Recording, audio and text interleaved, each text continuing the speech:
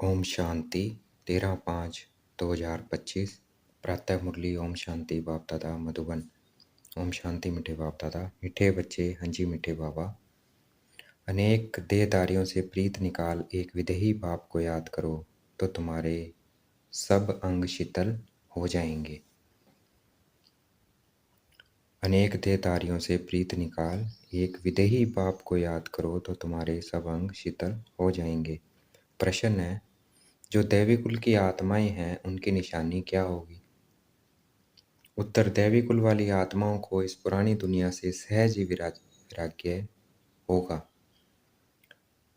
उनकी बुद्धि भेद में होगी। शिवालय में चलने के लिए वह पावन फूल बनने का पुरुषार्थ करेंगे। कोई असुर चलन नहीं चलेंगे। अपना पोता मिल रखेंगे। कोई आसुरी कर्म तो नहीं हुआ है। बाप को सच सुनाएंगे, कुछ भी छिपाएंगे नहीं।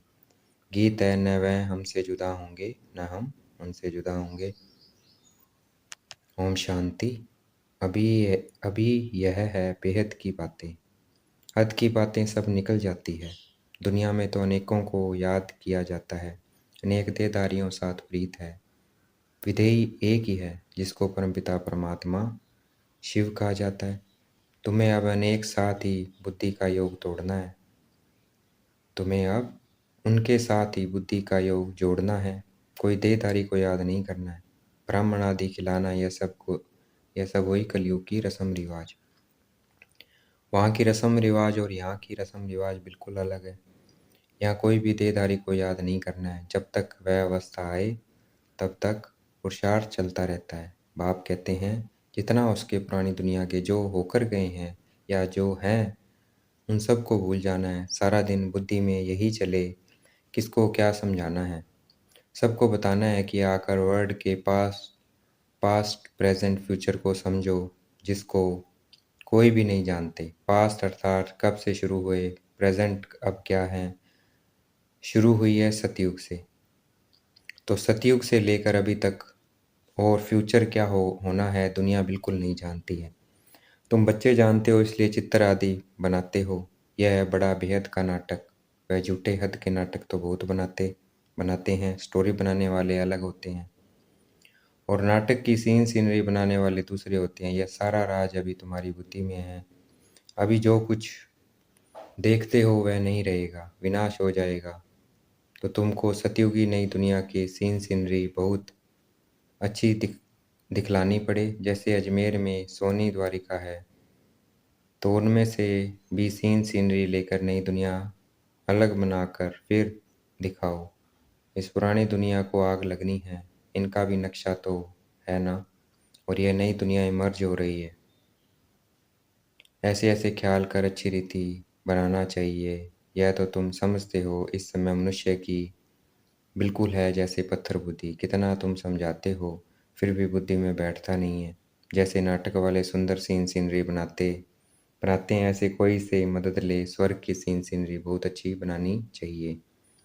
वो लोग आइडिया अच्छी देंगे, युक्ति बताएंगे। उनको समझा कर ऐसा अच्छा बनाना चाहिए जो मनुष्य आकर समझे। बरोबर सतयुग में तो एक ही धर्म था। तुम बच्चों में भी नंबरवार है जिनको धारणा होती है देह अभिमान बुद्धि को चीची। देह अभिमानी बुद्धि को चीची कहा जाता है। देही अभिमानी को गुलगुल फूल कहा जाता है। अभी तुम फूल बनते हो। देह अभिमानी रहने से कांटे के कांटे रह जाते हैं। तुम बच्चों को तो इस पुरानी दुनिया से वैराग्य है। तुम्हारी है बेहद की बुद्धि, बेहद का वैराग्य। हमको इस विशाल्य से बड़ी नफरत है। अभी हम शिवालय जाने के लिए फूल बन रहे हैं। बनते बनते भी अगर कोई ऐसी खराब चलन चलते हैं तो समझा जाता है इनमें अभी भूत की प्रवेशता है। एक ही घर में पति हंस बन रहा है, पत्नी नहीं समझती है तो डिफ़िकल्टी होती है, सहन करना पड़ता है। समझा जाता है इनकी तकदीर में नहीं है। सब तो दैवी कुल के बनने वाले नहीं हैं। जो बनने वाले होंगे वही बनेंगे। बहुतों की खराब चलन की रिपोर्ट्स आती है। यह आसुरी गुण है, इसलिए बाबा रोज समझाते हैं। अपना पोता मिल रात को देखो कि आज कोई भी आसुरी काम तो हमने नहीं किया। बाबा कहते हैं, सारी आयु में जो भूल की है वह बताओ। कोई कड़ी भूल करते हैं तो फिर सर्जन को बताने में लज्जा आती है, इस क्योंकि इज्जत जाएगी ना।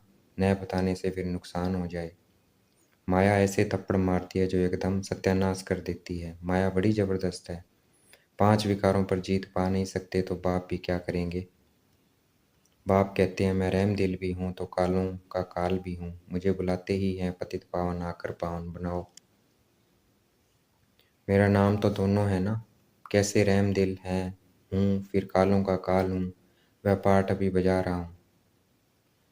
कांटों को फूल बनाते हैं तो तुम्हारी बुद्धि में वह खुशी है। अमरनाथ बाबा कहते हैं तुम सब पार्वतियाँ हो, अभी तुम मामे कम याद करो तो तुम अमरपुरी में चले जाएंगे और तुम्हारे पाप नाश हो जाएंगे। उस यात्रा करने से तुम्हारे पाप नाश हो तो होते नहीं है। यह है भक्ति मार्ग की यात्राएं। बच्चों से यह प्रश्न भी पूछते हैं कि खर्चा कैसे चलता है, परंतु ऐसा कोई समाचार देते नहीं है कि हमने यह रिस्पॉन्ड किया। इतने सब बच्चे ब्रह्मा की औलाद ब्राह्मण है तो हम ही अपने लिए खर्चा करेंगे ना। रजाई भी श्रीमत पर हम स्थापना कर रहे हैं अपने लिए।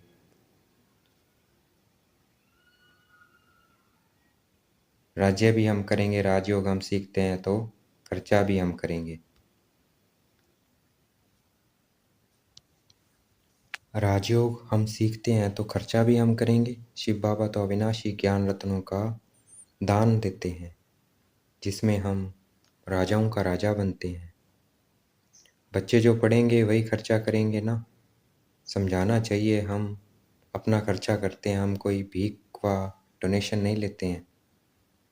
परंतु बच्चे सिर्फ लिख देते हैं कि यह भी पूछते हैं। इसलिए बाबा ने कहा था जो जो सारे दिन में सर्विस करते हैं वह शाम को पोता मेल बताना चाहिए। उसकी भी पीठ होनी चाहिए। बाकी आते तो ढेर हैं, वह सब प्रजा बनती है। उच्च पद प्राप्त करने वाले बहुत थोड़े हैं। राजाएं थोड़े होते हैं, साहूकार भी थोड़े बनते हैं, बाकी गरीब बहुत होते हैं। यहाँ भी ऐसे है तो दैवी दुनिया में भी ऐसे होंगे। राजाई स्थापना होती है उसमें नंबरवार सब चाहिए। बाप आकर राजयोग सिखलाए आदि सनातन देवी राजधानी की स्थापना कराते हैं। दैवी धर्म की राजधानी थी, अभी नहीं है। बाप कहते हैं मैं फिर स्थापन करता हूँ तो किसी को समझाने के लिए चित्र भी ऐसा चाहिए। बाबा की मुरली सुनेंगे, करेंगे दिन प्रतिदिन करेक्शन तो होती रहती है। तुम अपनी अवस्था को भी देखते रहो कितना करेक्ट होती जाती है। तुम अपनी अवस्था को भी देखते रहो कितना करेक्ट होती जाती है। बाप आकर गंदगी से निकालते हैं। जितना जो भूतों को निकालने की सर्विस करेगा उतना उच्च पद पाएंगे। तुम बच्चों को तो एकदम शीरखंड होकर रहना चाहिए। सतयुग से भी यहाँ बाप तुमको उच्च बनाते हैं। बाप ईश्वर पढ़ाते हैं तो उनको अपनी पढ़ाई का जलवा दिखाना है, तब तो बाप भी कुर्बान जाएंगे। दिल में आना चाहिए बस, अभी तो हम भारत को स्वर्ग बनाने का धंधा ही करेंगे। यह नौकरी आदि करना वह तो करते रहेंगे, पहले अपनी उन्नति का तो करें। है बहुत सहज, मनुष्य सब कुछ कर सकते हैं। गृहस्थ व्यवहार में रहते राजाई पद पाना है, इसलिए रोज अपना पोता मेल निकालो। सारा दिन का फायदा और नुकसान निकालो। पोता मेल में नहीं निकालते तो सुधरना बड़ा मुश्किल है। बाप का कहना मानते नहीं हैं। रोज देखना चाहिए किसी को हमने दुख तो नहीं दिया। पद बहुत ऊंचा है, अथाह कमाई है, नहीं तो फिर रोना पड़ेगा। रेस होती है ना, कोई तो लाखों रुपया कमा लेते हैं, कोई तो कंगाल के कंगाल रह जाते हैं। अभी तुम्हारी है ईश्वरीय रेस, इसमें कोई दौड़ी आदि नहीं लगानी है। सिर्फ बुद्धि से प्यारे बाबा को याद करना है। कुछ भी भूल हो तो झट सुनाना चाहिए, बाबा हमसे यह भूल हुई। कर्मेंद्रियों से यह भूल की। बाप कहते हैं रॉन्ग राइट तो सोचने की बुद्धि मिली है तो अब रॉन्ग काम नहीं करना है। रॉन्ग काम कर दिया तो बाबा तौबा तौबा क्षमा करना, क्योंकि बाप अभी यहाँ बैठे हैं सुनने के लिए। जो भी बुरा काम हो जाए तो फौरन बताओ व लिखो, बाबा यह बुरा काम हुआ तो तुम्हारा आधा माफ हो जाएगा। ऐसे नहीं कि मैं कृपा करूँगा, क्षमा व कृपा पाई की भी नहीं होगी।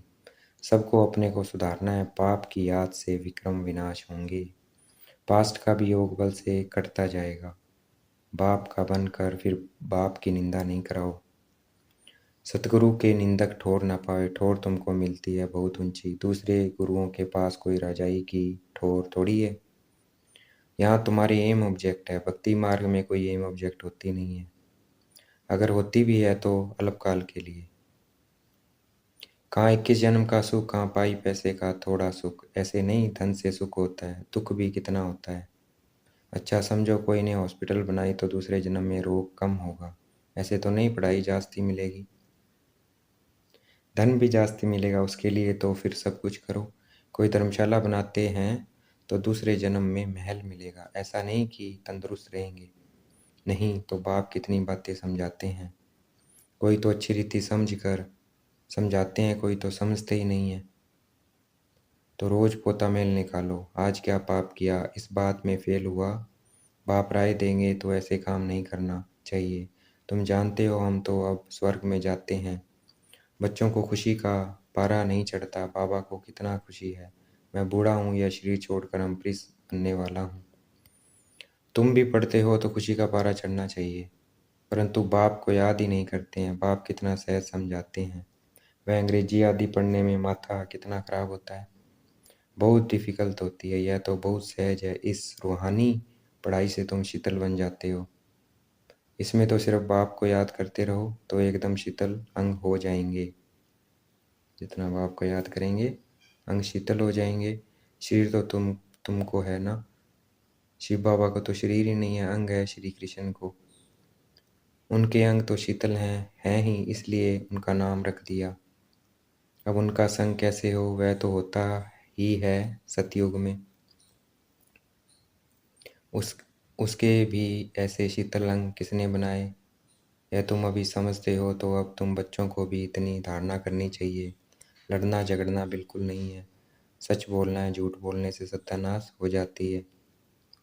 बाप तुम बच्चों को ऑलराउंडर सब बातें समझाते हैं। चित्र भी अच्छे अच्छे बनाओ जो फिर सबके पास जाएं। अच्छी चीज देख कर कहेंगे, चल कर देखो। समझाने वाला भी होशियार चाहिए।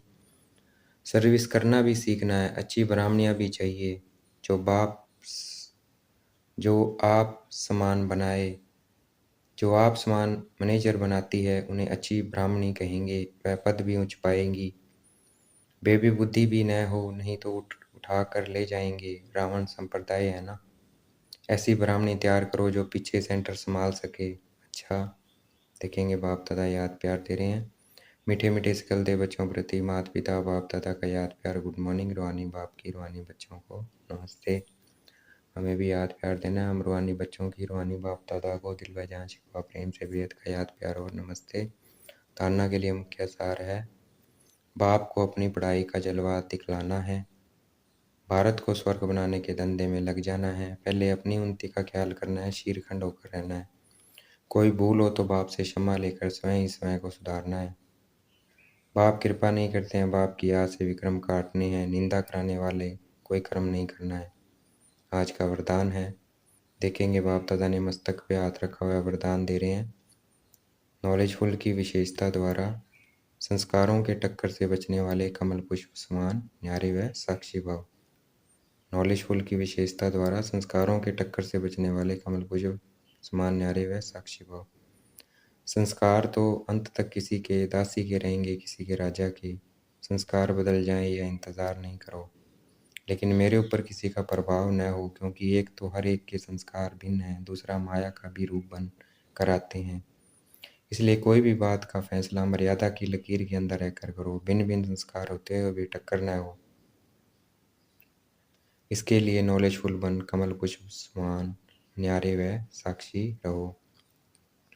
आज का स्लोगन है, हट व मेहनत करने के बजाय रमणीकता से पुरुषार्थ करो। हट व मेहनत करने के बजाय रमणीकता से पुरुषार्थ करो। अव्यक्त इशारे है, रूहानी रॉयल्टी और प्योरिटी की पर्सनैलिटी धारण करो। पवित्रता सुख शांति की जननी है। जहाँ पवित्रता है वहाँ दुख शांति आ नहीं सकती है। तो चेक करो, सदा सुख की शैया पर आराम से अर्थात शांत स्वरूप में विराजमान रहते हैं। अंदर क्यों क्या और कैसे की उलझन होती है, या इस उलझन से परे सुख स्वरूप स्थिति रहती है, तो ये चेक करना है। अगर रहती है तो क्या है, पवित्रता सही चल रही है। मनसा वाचा कर्मणा। अच्छा। ओम शांति। शुक्रिया मीठे बाबा, शुक्रिया।